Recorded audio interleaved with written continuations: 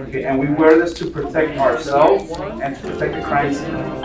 You don't want contaminants from the blood on you, and you don't want to contaminate the crime scene with your hair, your fibers, your DNA.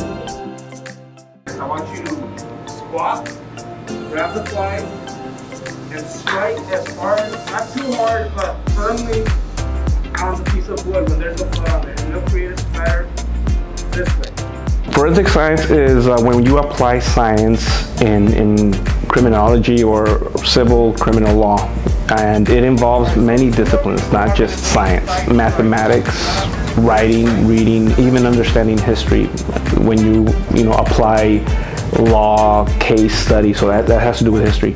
So students don't have to wait until they're an adult to understand how science, math, reading, history, how all of those fields actually come into play in a career environment. Okay, this is what we're going to be looking at. Look at all that splatter. There you go. Another one. Another one.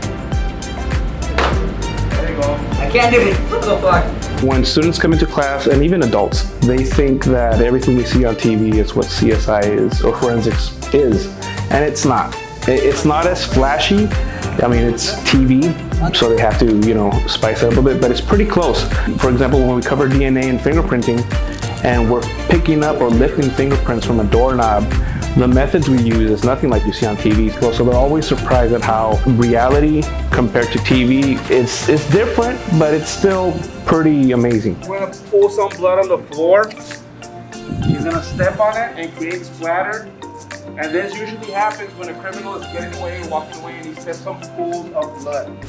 There you go. Today we covered blood spatter and how to recognize certain patterns, and they're going to calculate angles of impact, points of origin, because they need to know where that blood came from, how many hits were involved to produce that spatter.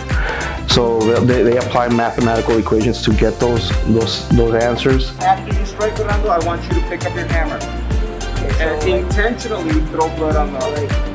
There you go. Yes. All right. So we'll place it right here as close as possible. That way we can get splatter. What type of splatter is this one when you throw it up? What type? That top splatter. There's so many fields that can root off from forensics. So it gives them a taste of what they could be doing later on if they ever want to follow any one of those paths. And like I said, it's there, it's real time. They don't have to wait till they're older to actually start practicing these things. We do them here. Forensics class for me, it lets me visualize what professionals do in that field of forensics and what they really do in cases and how to solve them, and the sort of strategy they use to solve them specifically. I'm interested in becoming a forensic pathologist, and I think this class can really teach me what they do and how, if I'm interested and if I want to keep pursuing what I want to be when I grow up. I like this class because we do a lot of experiments. We get to learn new things. We can use it in the outside world, whenever we have problems. One that looks more distinctive, possible. That way the blood doesn't fall off. Okay.